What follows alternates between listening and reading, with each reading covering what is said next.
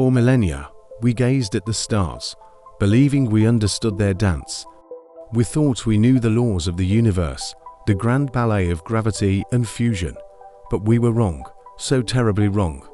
Our entire perception of cosmology, of our place in the cosmos, was shattered on the day we discovered the solar throne galaxy.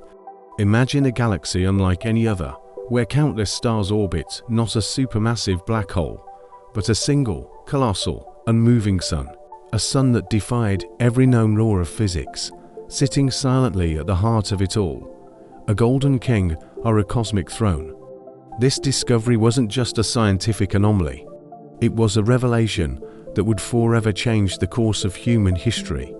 It was the beginning of a new age, an age of cosmic dread and newfound responsibility. Out on the frontier of human space, on the listening post Odyssey Prime, two of our brightest minds, Elias Vance and Dr. Nova Reese, were the first to truly comprehend the terrifying reality. They had been analyzing a faint, rhythmic signal emanating from the core of the newly discovered galaxy. It wasn't a natural cosmic hum or a pulsar's beat. It was structured, complex, and ancient. As they peeled back layers of cosmic noise, the truth began to dawn on them, a truth so chilling it made the void of space feel warm. The unmoving sun wasn't a star. It was a prison. The signal wasn't a beacon. It was a warning. A cage, built on a scale we could barely imagine, was beginning to fail. And humanity was the first to hear its final, desperate plea. The united aegis of humanity didn't hesitate. The stakes were too high, the implications too vast. A mission was greenlit with unprecedented speed. The most advanced ship ever constructed by human hands, the Aegis Voyager, was commissioned for a single purpose: to journey into the heart of the solar throne and uncover the truth. A specialist crew was assembled, the best soldiers, scientists, and engineers humanity had to offer. Elias and Nova, the discoverers, were naturally at the forefront. This wasn't a mission of exploration anymore. It was a mission of survival. Not just for us, but for every star in the sky. As the Aegis Voyager powered its drives and set a course for the Forbidden Galaxy, a silent prayer was shared across the Sol system. A prayer for the brave souls venturing into the unknown, towards a mystery that could save us all, or consume everything. Breaching the boundary of the solar throne galaxy was like punching through the fabric of reality itself. The moment the Aegis Voyager crossed the threshold, every sensor on board screamed in protest. Space-time here wasn't just curved. It was twisted, warped, and fundamentally broken. Navigational systems, which had guided humanity across light years, became useless. The crew had to navigate by sight, instinct, and raw calculation, flying through a cosmic labyrinth where up and down had no meaning. And then, we met the locals. It wasn't a life form as we understood it. The first cosmic predator to reveal itself was a grotesque monstrosity, an eel-like creature made of shadow and smoke, hundreds of kilometers long. It writhed through the distorted space, its very presence an affront to life. It didn't swim through space. It unmade it as it passed. This was the first test, the first guardian of the prison, and a horrifying taste of what lay ahead. As the crew fought to keep the ship in one piece, grappling with physics that shouldn't exist, Dr. Nova Reese was locked in a battle of her own. She was wrestling with the data stream, the ancient signal from the Sun prison. With the help of the Voyager's advanced quantum computers, she finally cracked the final layers of the millennia-old message.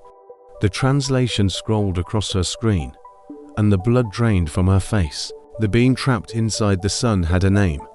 The message called it the Dread Luminary. It wasn't just a creature. It was an ancient, sentient entity born in the dawn of the universe, a being that didn't just consume planets, but devoured stars themselves. The prison wasn't built by some benevolent, long-lost race. It was a desperate, final act of a forgotten civilization to contain a universe-ending threat. And the warning was clear. The cage was breaking. The revelation sent a shockwave through the Aegis Voyager. The rhythmic signal from the core began to fluctuate wildly, the prison's containment field visibly flickering across the star's golden surface. The weakening of the cage unleashed its horrors. The distorted space around the ship began to tear open, spawning creatures that defied sanity. Writhing masses of impossible geometry, beings of pure, malevolent energy, and shadowy hunters that phased through the ship's hull. Alarms blared as the ship was besieged from all sides. It became a frantic, desperate fight for survival. While soldiers held back the tide of cosmic nightmares in the corridors, the engineering team, led by Elias, worked against the clock. They weren't just repairing the ship, they were adapting human technology, our humble science, to reinforce a prison built by gods. They were trying to mend the cage that held back the end of all things. The battle reached its crescendo as the Aegis Voyager, battered and broken, made its final approach toward the sun's surface. The heat was unimaginable, the radiation intense enough to cook the ship from the inside out, but they had no choice. To reinforce the prison, they had to get close, to deploy a series of human-designed resonance stabilizers directly into the star's chromosphere. As they drew nearer, the influence of the dread luminary intensified. The crew fought not just the creatures outside, but the whispers in their minds, the psychic pressure of a being that had been alone in the dark for eons. It was a desperate race against time. A small team, clad in specialized exosuits, launched from the Voyager, carrying the stabilizers. They flew into a storm of solar flares and ethereal monsters, a final, heroic charge into the heart of the furnace. It was humanity's last stand, a tiny flicker of defiance against an ancient, cosmic god. Against all odds, they succeeded. The stabilizers were deployed, locking into the star's magnetic field. Human ingenuity, combined with the ancient technology of the prison, created a new harmony. The containment field flared to life, stronger than before, its golden light pushing back the encroaching darkness. The creatures of the void shrieked and dissolved as the prison's integrity was restored. The signal from the core changed. The frantic warning became a steady, strong hum of containment. The Aegis Voyager, scarred but victorious, pulled back from the sun. They had done it. Humanity hadn't just discovered the solar throne. They had inherited it. The mission was a success, but the war was far from over. We had upgraded the prison, but we had also revealed ourselves to its prisoner. From that day forward, humanity took up a new mantle, a new, solemn duty.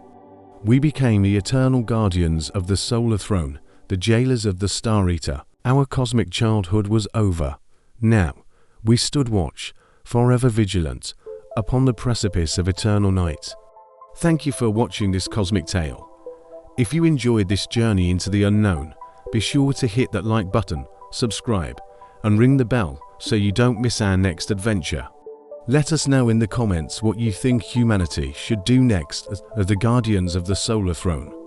Until next time, stay curious and keep looking up at the stars.